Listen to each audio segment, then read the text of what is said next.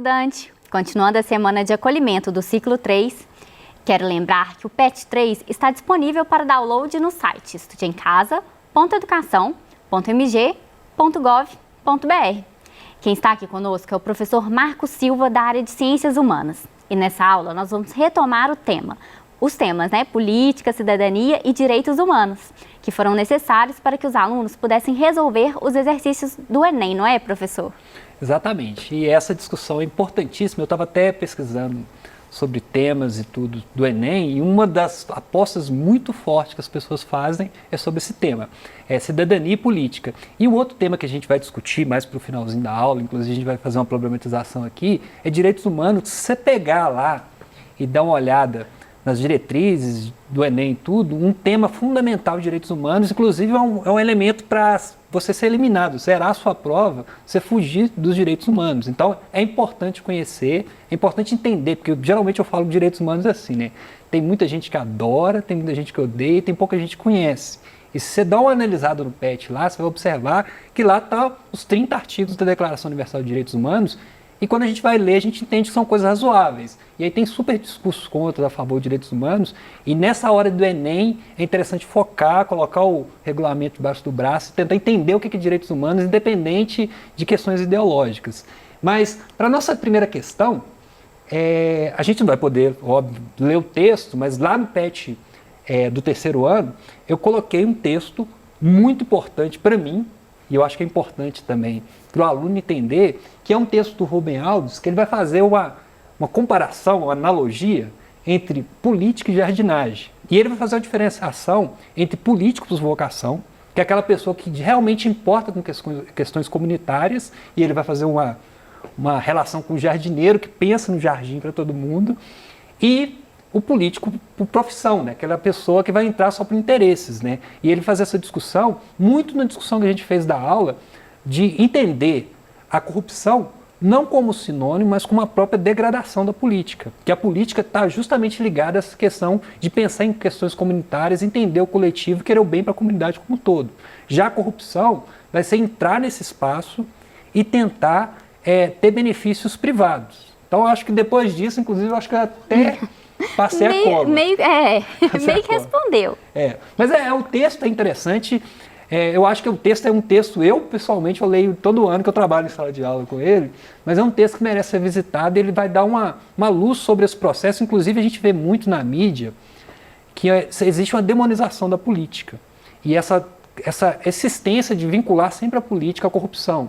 E a gente entende que a corrupção é uma coisa que tem que ser de fato enfrentada, e a gente tem que ter dispositivos, mas a política é muito mais que isso. Se a gente for observar no fiel da balança, a gente tem muito mais coisas positivas. Só que é aquela questão, né?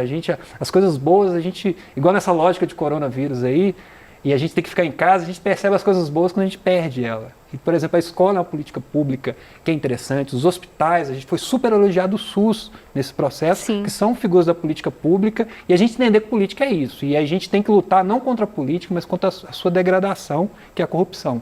Coisa difícil de entender, né? Mas vamos lá. A questão do enunciado, né? Após analisar os conteúdos presentes em nosso plano de estudos e ler o texto sobre políticas de jardinagem de Rubem Alves, responda as seguintes questões. Aí são várias questões, eu trouxe aqui só uma questão, que é o seguinte: o que o autor quis dizer no seguinte trecho? O político por vocação é um poeta forte. Ele tem poder de transformar poemas sobre jardins em jardins de verdade. Então ele vai fazer essa introdução, está ligado ao texto. No caso, se fosse um texto, e aí é legal também, porque a sociologia pode ajudar tanto na prova de ciências humanas, tanto na redação, como numa possível interpretação de texto, que vai aparecer na prova de português. Então, vocês estão entendendo a importância da sociologia nesse processo de Enem? E geralmente, eu até falei na outra aula, que eu assusto quando o aluno fala: professor, a sociologia cai no Enem? Eu falei: esse menino está perdido, que é fundamental, assim, né? Mas vamos para a primeira questão, vamos analisando, Bruna. Vamos. Cabe ao político por vocação transformar projetos urbanísticos em jardins de fato. Possibilidade essa não disponível ao poeta que só imagina. Nesse caso aqui, a pessoa fez uma leitura literal do texto. E é o texto, quem lê o texto vai saber que o texto usa muita metáfora. Então ele não está falando assim que o político tem que fazer jardins e a política é exercício. Ele vai usar como uma metáfora, tanto que ele usa várias metáforas no texto, e isso aqui é uma leitura literal, então essa aqui não está correta. Vamos para B. Cabe ao político, por vocação, fazer tudo que tem vontade, realizando todos os seus sonhos e desejos. Muito pelo contrário. Pelo contrário, na verdade, é mais ou menos o que no texto o Rubem Alves vai colocar como a definição do político por profissão, né? Aquela pessoa que entra só com interesse, aquela pessoa que fala, vou ser candidato a vereador porque o salário é bom. E aí você tem esse problema, que também tem muito isso, e cabe a gente também, na época do processo eleitoral, fazer essa peneira, né? Olhar o currículo da pessoa. Inclusive no ao vivo eles me perguntaram, professor, como escolher um bom candidato? E a resposta foi, não escolha candidato, escolha um projeto. Saiba a função que cada cargo tem para você escolher pessoas que tenham ideias para construir. Não, saber a função de cada cargo é importante, inclusive, para avaliar propostas. Porque, geralmente, eu falei, eu não voto em candidatos, eu voto em planos de governo. E aí, por exemplo, se o vereador propõe uma coisa que não tem nada a ver com o escopo de atuação dele, esse cara não está sabendo nada. Sim. Como é que eu vou votar numa pessoa assim? É óbvio que nada assim. Na resposta, eu falei do ao vivo, eu falei, eu não tenho fórmula mágica e pode ser que fazendo tudo que eu estou dizendo, você vai errar. Mas é um critério, em vez de votar em qualquer um e depois reclamar, né? Que é essa formação política é essencial para a gente ver essa participação cidadã, né? O político por vocação tem em suas mãos a possibilidade de idealizar e colocar em prática projetos que melhoram a vida de todos. Óbvio.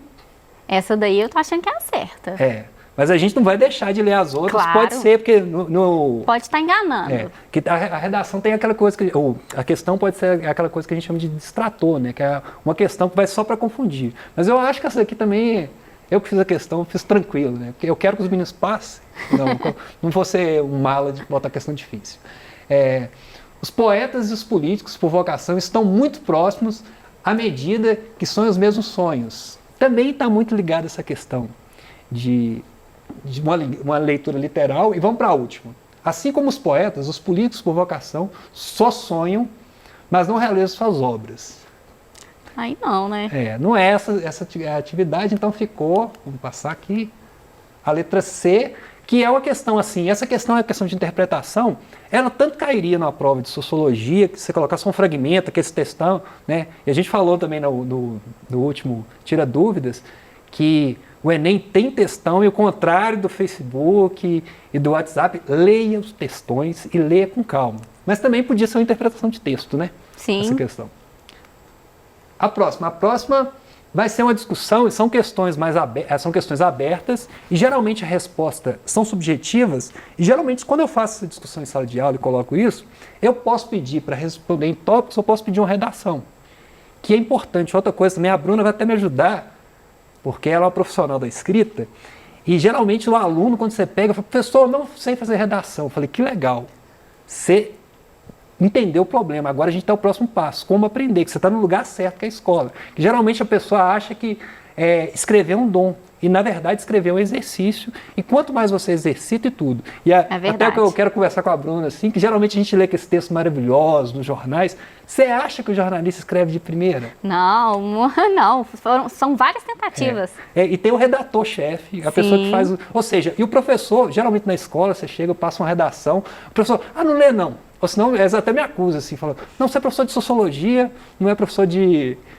redação de português. Eu falei, não, a gente, sociologia ajuda também na boa escrita, naquela coisa que eu comentei há pouco, que ela vai te ajudar em repertório. Então, tão importante como escrever uma boa redação, com princípio, meio e fim e tudo, é não fugir do tema e ter repertório para discutir. Por exemplo, quando a gente faz essa discussão, se cair na redação do Enem, cidadania, cara, uma referência óbvia é a Constituição Federal, que ela vai estar ligada a isso, né? Mas a pergunta é o seguinte, quais as formas de expandir nossa cidadania atualmente? Então a gente está discutindo que já existe, e, Bruno, é inegável tocar no assunto, né, que o termo cidadania, ele caiu muito na mídia nos últimos dias, inclusive no nível de negação. Então todo mundo está nessa discussão, né, que aconteceu o caso, que caiu muito amplo na mídia, de um casal que é abordado e falou, eu não sou cidadão não, sou engenheiro formado. E essa frase tem muitos erros fundamentais, e ela mostra um elemento que é problemático na sociedade brasileira, que é a negação do termo cidadania. Porque a gente tem uma sociedade que ela é tão desigual, que as pessoas classificam as pessoas de primeira e segunda classe e ela acha só porque ela obteve um título acadêmico, ela estudou um pouco mais, ela está um pouco acima da cidadania. Que é o contrário que acontece, né? A gente vê muito em filmes assim, que é dos Estados Unidos, da Europa e tudo, que as pessoas, a abordagem policial mais ríspida, o cara fala, sabe o que você está falando? Um cidadão americano. E o brasileiro, a gente tem esse problema da questão desse não conceito da cidadania, que é importante, é fundamental, e mostra muito esse ranço que a gente tem antidemocrático, contra o Estado Democrático de Direito, e é importante. E aí, ampliar a cidadania, a primeira questão que a gente vai colocar é o acesso à informação. Porque, para de fato exercer a cidadania, primeiro eu tenho que saber dos meus direitos, mas também dos meus deveres. E geralmente as pessoas, quando são constrangidas, as pessoas que se acham só porque tem um título acadêmico ou um determinado cargo público, ela vai tentar constranger as pessoas. E isso é um desserviço à cidadania, à democracia, e é importante colocar. E quanto mais a gente faz essa discussão, a gente vai entender. E por outro lado também, como sociólogo analisando essa questão, está muito ligado à insegurança dessas pessoas. Porque a pessoa, ao tempo inteiro, ela precisa se reificar no lugar dela, que, eu fiz tal atividade, ou seja, é a falta de segurança. Quando você pega as pessoas, por exemplo, eu convivi com pessoas ótimas dentro da UFMG, e quem está lá em cima, que é doutor mesmo, aquela discussão, eles nem se importam com isso, na verdade estão lutando para, de fato, democratizar as relações. Mas as pessoas inseguras, que querem se impor, que é o caso do casal, tudo. E eu quero aqui não condenar. Geralmente, quando a gente faz discussões desse nível, a gente condena o indivíduo. E não, você pega a pessoa, as pessoas que fazem isso são reflexos da sociedade que a gente vive. E a gente não tem que problematizar e nem começar a crucificar essas pessoas, porque elas na verdade, são sintomas de uma sociedade que a gente está tentando superar, que ela questiona a cidadania, ela acha que ser cidadão não é uma coisa legal, né? Então, só reflexão, assim, é inegável tocar nesse assunto. A próxima questão que a gente vai falar para expandir a democracia de fato é a promoção de modelos de uma democracia participativa, que como a gente viu na aula, o que acontece? A gente tem um modelo de democracia pela questão da proporção do Brasil e tudo, que ele não pode ser uma democracia direta igual é na Suíça ou como era na Grécia Antiga, porque seria muito difícil. Muitas opiniões. Não, e todas as decisões, tudo que tem que decidir vai reunir o povo, não tem como. Vai entrar na internet e votar, não. Então a gente elege representantes. Mas a gente pontuou na aula, e isso é importante também nessa atividade a gente discutir, se for uma redação do Enem também colocar, que o mandato legislativo não é uma carta em branco que a gente dá para as pessoas e a gente pode controlar ele em vários níveis. Uma coisa também que acontece muito legal aqui em Belo Horizonte, e tem experiências que a gente estuda, é a lógica do orçamento participativo. Que é de fato. É exemplo, né? O governo, em vez de tentar decidir tudo, ele falou, o dinheiro não dá para fazer tudo, então a parte do recurso vai ser destinada à população daquela região que vai decidir. E as pessoas começam, quanto mais próximo da política, e achar que política não é só uma coisa que os políticos fazem lá, mais a pessoa vai entender e mais vai aprofundar essa lógica da cidadania, né? A outra vai ser participação em conselhos e órgãos políticos, né? Que, de forma geral, você tem... por muito tempo, eu fui conselheiro de patrimônio cultural da cidade de Ribeirão das Neves, que é a minha cidade, e é uma experiência rica, a gente percebe que a gente interfere, a gente conhece mais essa participação. Óbvio que desprende tempo, mas a gente também tem que entender, a cidadania está ligada a direitos e deveres. Em geral, eu não tenho tempo para isso, não tenho para participar. Então, depois eu vou cobrar meus direitos, mas é difícil, né? E uma outra coisa também é participação em movimentos sociais, que geralmente são grupos que demandam, e aí geralmente a gente fala tanto no ambiente físico, mas também tem essa demanda, e as redes sociais ajudam muito nisso, né, de tentar colocar demandas e tudo. Óbvio que a gente tem que analisar e as demandas não podem ferir determinados conceitos, né? A gente tem um problema no Brasil agora de o limite da participação social, que é a Constituição, né? Eu não posso pedir uma coisa, por exemplo, eu não posso pedir intervenção militar porque a Constituição é a causa pétrea da democracia.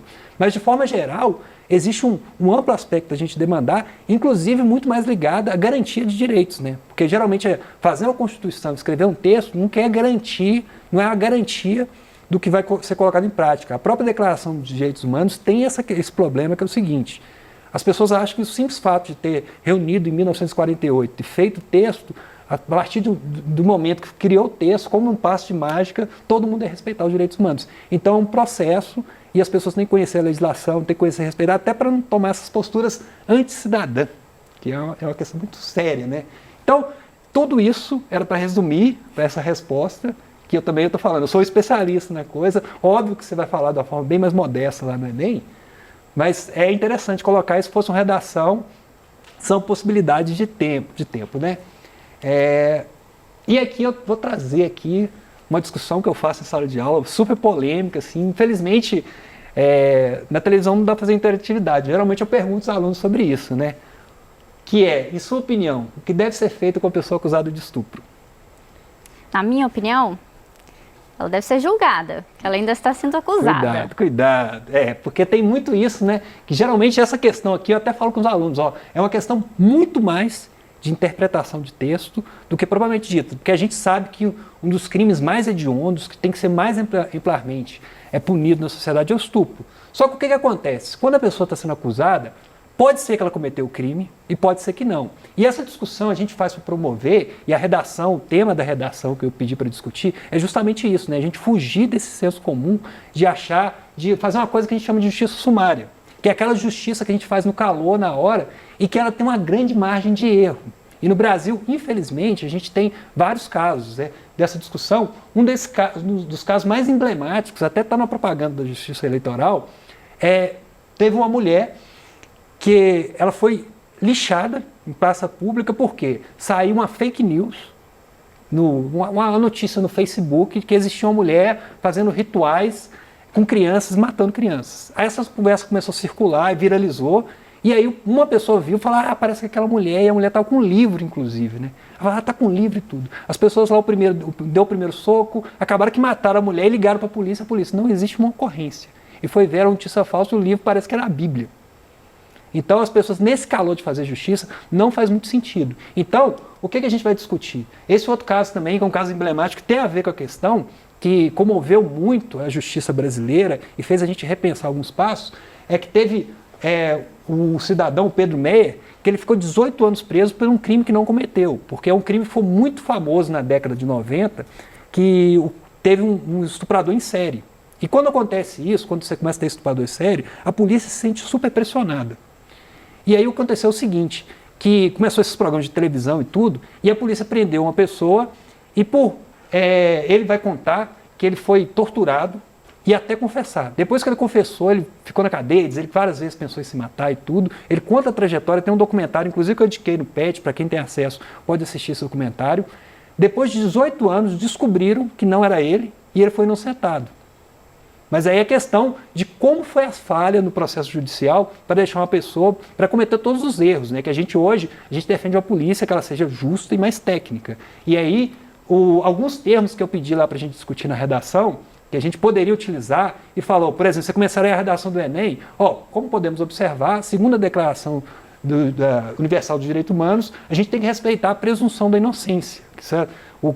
O cara que vai corretor de sua prova, ele vai brilhar o olho dele, porque o cara sabe o que é presunção da inocência, né? E ele sabe o que é a Declaração dos Direitos Humanos de verdade. Ele falou, escrito em 1948, a introdução seria essa, né? E o que é presunção da inocência? Aquela ideia de que a pessoa é inocente até que se prove o contrário.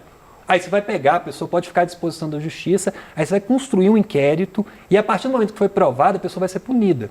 E não ligado. Outra coisa também que quem assistiu o documentário vai perceber, que há uma cláusula que tem lá, que é ninguém será submetido à tortura. Que é uma coisa importante, que tem que ser muito discutida na sociedade brasileira, e é um exemplo da indústria cultural que a gente tem, que ela criou um desserviço muito grande, e aí tem toda uma discussão sobre isso, que é o filme Tropa de Elite. No filme Tropa de Elite, inclusive, eu vi uma entrevista com o diretor, ele falou, eu queria mostrar naquele vídeo ali um policial que ele está submetido de verdade. Quando você olha o filme Tropa de Elite nessa perspectiva, você vai entender que o policial está super pressionado, é uma pessoa que, ela está sobrecarregada e ela foi violentada pelo sistema e fez ele ficar violento. Mas as pessoas viram aquela cena de violência, de pegar a pessoa, colocar no saco, tem até uma palavra difícil, mas que ela fala uma coisa horrível, que submeter a pessoa a empalamento humano, pesquisa aí o que é empalamento humano, que eu não vou descrever aqui, mas tem no filme, claro, era uma coisa, legítima da polícia fazer. E a discussão qualquer pessoa submetida à tortura, ela confessa qualquer crime. Por isso que os crimes, é proibido hoje a tortura.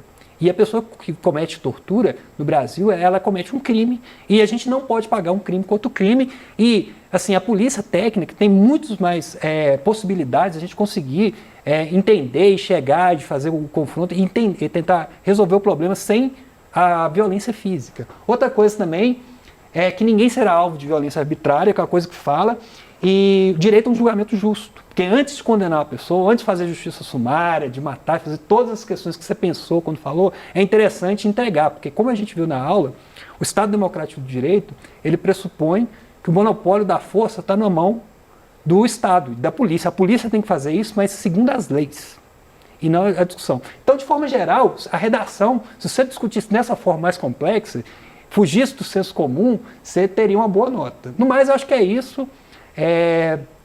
Releia o PET, eu acho que é interessante, aciona os direitos humanos, é interessante entender de fato o que significa, até para ter opinião, né? Porque geralmente a gente vê em redes sociais, direitos humanos é isso e tudo, mas será que é isso de fato? Então é isso. Obrigado.